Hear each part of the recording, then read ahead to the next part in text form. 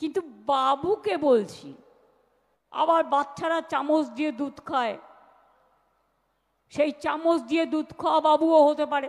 দেখুন, আমার মনে হয় পারিবারিক স্তরে বিষয়টা না নিয়ে যাওয়াই ভালো। পারিবারিক স্তরে গেলে রাজনৈতিক লড়াইয়ে এমন কিছু বিষয় উঠে আসবে যা অস্বস্তির পরিস্থিতি সৃষ্টি করবে তৃণমূল কংগ্রেসের জন্য। তৃণমূলের উচিত পারিবারিক এই লড়াইটা স্কিপ করে যাওয়া। যে গতকাল নাকি কোনো একজন বাবু, আমি তাকে বাবু বলছি, মানে বাবু শোনা নয়, পাকা বাবু, উনি উজ্জ্বল রেখে আমাদের নেতৃত্বদের যেভাবে আক্রমণ করেছেন সেটা কাঙ্ক্ষিত নয়। এই ল্যাঙ্গুয়েজ, এই ধরনের রিয়াকশন থেকে বোঝা যাচ্ছে যে আগামী নির্বাচনে তৃণমূল গদি হারাতে চলেছে। আবার মির্জাফর ভাই এক জায়গায় বলেছেন 3 লাখ মতুয়া ভোট যাবে যাবে, কিন্তু আমি 1.5 কোটি অন্য ভোট কেটে দেবো। কুর্সি বাবু কিছু বলবার আগেই চুরসি বাবুরা বলে দিচ্ছেন। এবং তাদেরকে দিয়ে এরা যে ষড়যন্ত্রটা করছে সেটা হচ্ছে একাধিক কাগজপত্র ভুলভাল করে হিন্দু লোকেদের ভোট কাটানোর ধান্দায় আছে। একজন হিন্দুরও কোনো ভয় নেই। জোর করে গায়ের জোরে যদি 2 কোটি ভোট কাটতে না পারি তাহলে তো আমরা জিততে পারবো না। আমার বক্তব্য হচ্ছে 2 কোটি উনি সংখ্যাটা পেলেন কোত্থেকে? তার মানে উনি জানেন যে 2 কোটি হচ্ছে জালি ভোটার আছে, উনি জানেন যে এটা বাদ যেতে পারে। শঙ্কুদেব পান্ডা বলছেন? হ্যাঁ, নমস্কার। নমস্কার। বলছি দাদা, কার্যত এই মুহূর্তে দাঁড়িয়ে এসআইআর নিয়ে মুখ্যমন্ত্রী কালকে যা বলেছেন, কার্যত বলেছেন যাবেন ডকুমেন্ট বানিয়ে নেবেন। প্রথম তো উনি বলেছেন যে 2 কোটি হচ্ছে ভোটার বাদ দেবে বলেছে বিজেপি। তো এখন আমার বক্তব্য হচ্ছে 2 কোটি উনি সংখ্যাটা পেলেন কোত্থেকে?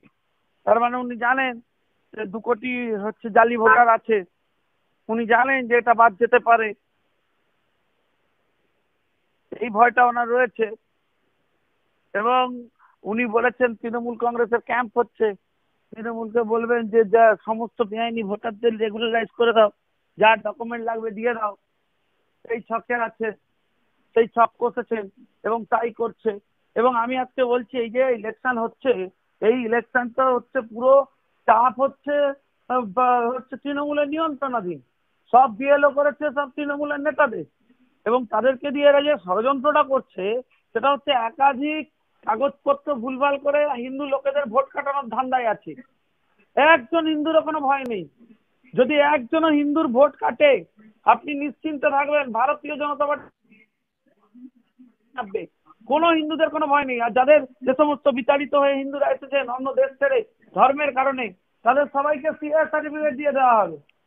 ফলে চাপের তো কোনো জায়গা নেই, হিন্দুদের তো কোনো ভয় নেই। এরা অযথা হিন্দুদের ফায়দা করে ভোট কেটে রাজনৈতিক এজেন্ডা বানানোর ছক করছে। এফআইআর করা উচিত। একজন হিন্দু যদি ভোট কাটা যায় তার জন্য তৃণমূল দায়ী, তৃণমূলের এগেন্স্টে ব্যবস্থা নিতে হবে এর জন্য। বলছি মুখ্যমন্ত্রী কালকে বলছেন যে দুধ খাওয়া বাবু, কি বলবেন? তিনি বলেছেন বাবু মানে বাবু সোনা নয়, আমি কোনো চেয়ারকে বলছি না, দুধ খাওয়া বাবুকে বলছি, কি বলবে? উনি উনি উজ্জ্বল রেখে আমাদের নেতৃত্বদের যেভাবে আক্রমণ করেছেন সেটা কাঙ্ক্ষিত নয়। এই ল্যাঙ্গুয়েজ, এই ধরনের রিয়াকশন থেকে বোঝা যাচ্ছে যে আগামী নির্বাচনে তৃণমূল গদি হারাতে চলেছে, সরকার তারা থাকবে না, তাই এই ধরনের রিয়াক্ট করছে। মমতা ব্যানার্জির ভাষা বলছেন বাংলায় বললে তো হয় না, সব তোমার ব্যাক সাইডে আসবে। বাংলায় অনেক কথাগুলো আছে যেগুলো বলতে ইচ্ছা হয়, যেগুলো আমাদের মুখের সুখকর হয় সেগুলো বললে, কিন্তু বলতে পারি না, মানে এইটা মুখ্যমন্ত্রীর ভাষা, কি বলবেন?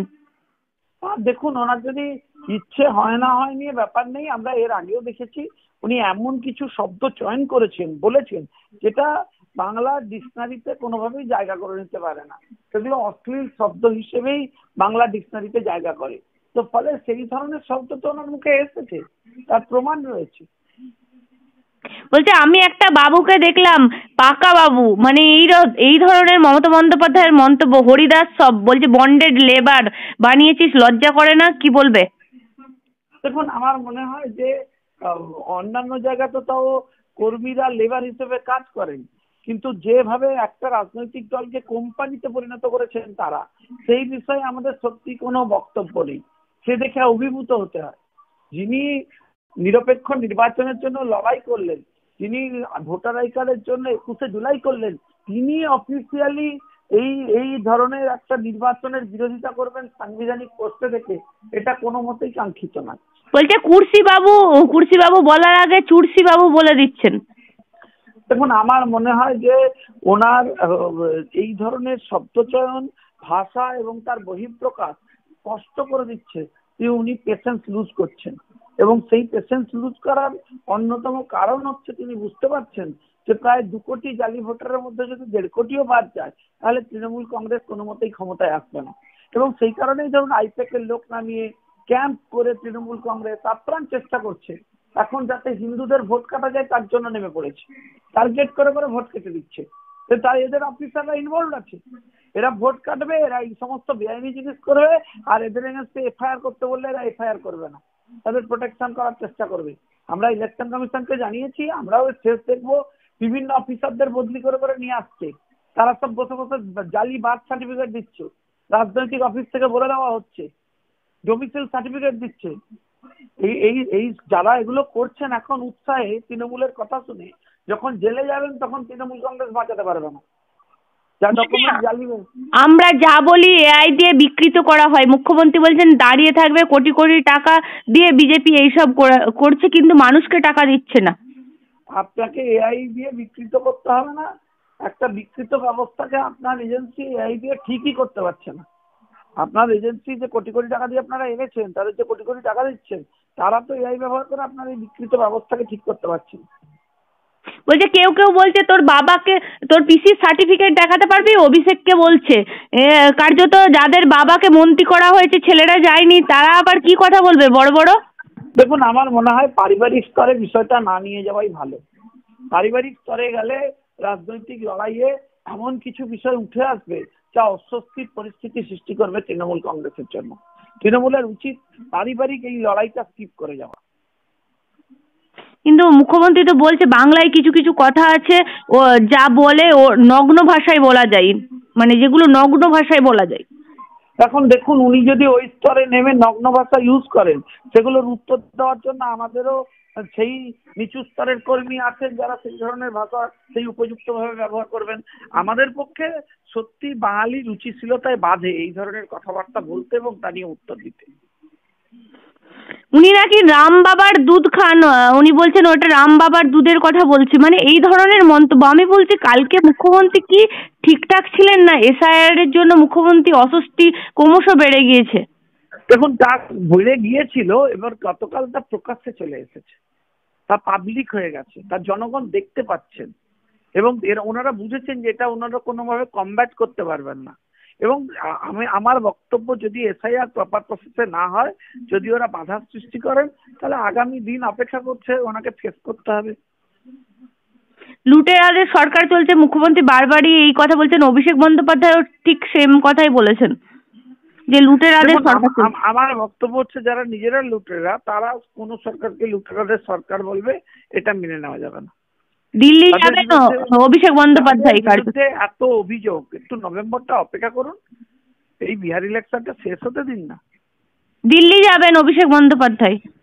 সে ঠিক আছে, এখনই ওনার দিল্লি চলে যাওয়া উচিত, কারণ দিল্লিতে গিয়ে আন্দোলন না করাই ভালো। উনি এসিতে থাকবেন, ওখানে হালকা হালকা ঠান্ডা পড়ছে, ওখানে সময় কাটাবেন, এর জন্য ঠিক আছে। আন্দোলন করতে যাবেন না, একবার গেছিলেন, বুঝেছেন তো, দিল্লির পুলিশ তার আপনার অনুগত পুলিশ নয়, দলদাস পুলিশ নয়, দিল্লির পুলিশ অ্যাক্ট করবে, সেটা ভালো হবে না আপনার জন্য। না, আমি বলছি বিএলও থাকছে, তার সঙ্গে বিএলএ থাকছে। কাল কার্যত দেখা গেছে কোনো বিএলএ টুদের ডাকছে না বিএলওরা, যারা তৃণমূলের নেতাদের বিএলও করেছে তারা সব জালিগিরি করছে। এই গণতান্ত্রিক প্রক্রিয়ায় যদি এসআইআর না হয়, শুধু এসআইআরই যদি এই হয়, নির্বাচনে কি হবে ভাবুন। ফলে আপনারা বুঝবেন যে এই গণতান্ত্রিক প্রক্রিয়ায় এরা যদি এসআইআর করতে না দেন, এই সরকারকে রেখে free and fair election process করা পসিবল নয়। বঙ্গোপসাগরে ছুঁড়ে ফেলবেন অভিষেক বন্দ্যোপাধ্যায় বলেছেন, কার্যত এই আপনাদের কথা বলেছেন। উনি সুস্থ থাকুন, ভালো থাকুন, আশা করি উনি দেখতে পাবেন যে ওনার সরকার ক্ষমতায় থাকবে না। ওনার আস্ফলন তখন থাকে কিনা আমরা দেখব। দাদা, কালকে আপনি একটা জিনিস কার্যত প্রাক্তন তৃণমূল বলা চলে, আগে কোনোদিন দেখেছেন মমতা বন্দ্যোপাধ্যায় টলিউডের কলা কুশলীদের সাথে থাকছেন? কিন্তু এটা আমি এর আগে দেখেছি, শুনুন, শহীদ দিবস এর আগে ওনারা পালন করতে গেছিলেন, সেই শহীদ দিবসে পাগলু ডান্স হয়েছে। ফলে গতকালও কি সব শহীদ ফহিদ বলে ওনারা অনেক কিছু বলেছিলেন, তাতে কলা কুশলী থাকবে, এটা নতুন কি? বাঙালিদের বুঝতে হবে যে তারা কোন ফাঁদে পা দিয়েছেন, তারা কি বিপদে পড়েছেন, কারা সরকার চালাচ্ছে বাংলায়। না, বাবুল সুপ্রিয়কে উনি হিসেব করতে বলছিলেন যে 2002 থেকে মানে 87 থেকে 2002 কি হয় একটু হিসেব করে অঙ্কটা করে। বাবুল সুপ্রিয় এখন পস্তাচ্ছেন, উনি 11 নম্বর প্লেয়ার হয়ে খেলতে গেছিলেন, এখন 111তে চলে গেছে। বাবুল সুপ্রিয় তৃণমূলে কতদিন আছেন আগে সেটা দেখুন। বিবেক আবেগ বুদ্ধি বিচার ব্যবস্থা এসব নিয়ে কারোর তৃণমূলে থাকা পসিবল নয়।